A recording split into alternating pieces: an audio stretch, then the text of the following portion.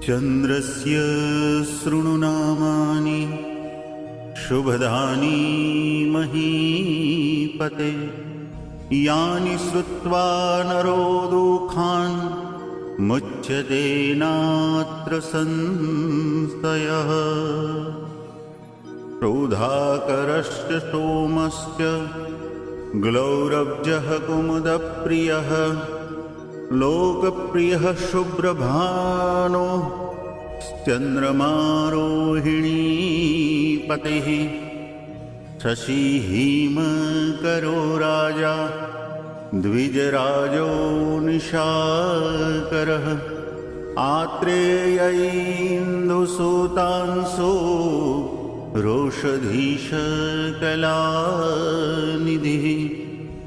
जिवातृको रमा भ्राता क्षीरोदा